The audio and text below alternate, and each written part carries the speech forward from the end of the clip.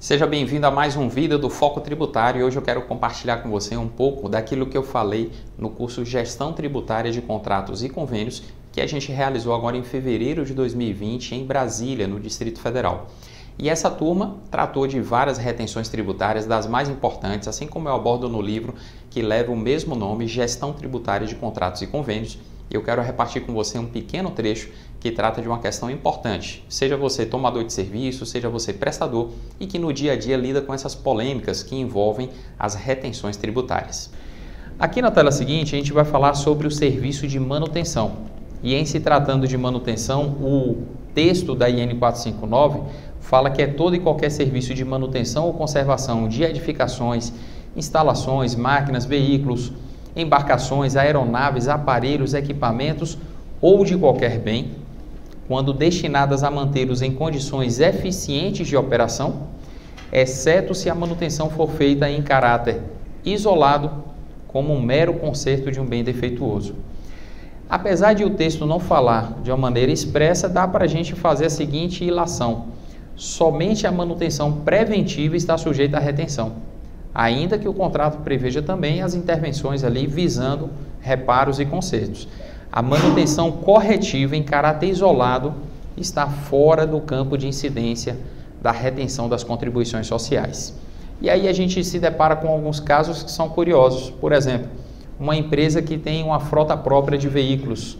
Se a gente imaginar que uma empresa com os seus veículos, ela envia esses veículos para manutenção periódica, por exemplo, aquela manutenção que é feita a cada X mil quilômetros, a gente está diante ali de uma manutenção preventiva ou corretiva? Preventiva. Aquela manutenção é preventiva. Agora, ela é preventiva, embora ela não seja objeto de um contrato mensal. Normalmente, a empresa proprietária dos veículos paga pela manutenção conforme a demanda.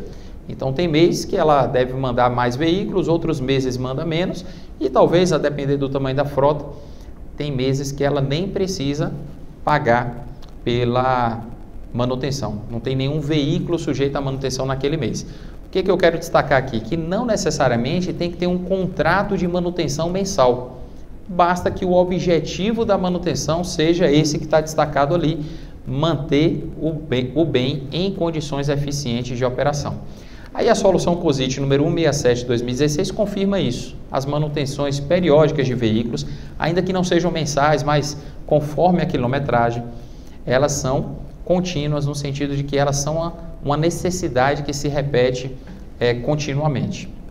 E isso torna aí a manutenção sujeita à retenção. Só uma dúvida, na manutenção preventiva, se descobre que precisou fazer um conserto pesado, né, que na manutenção preventiva se descobriu, esse valor pode ser separado da retenção? Não deve ser separado se o objetivo da manutenção foi fazer a manutenção visando manter o bem em condições eficientes de operação. Então o veículo já foi para a revisão normal e lá se identificou que uma peça estava defeituosa, faz parte da manutenção preventiva.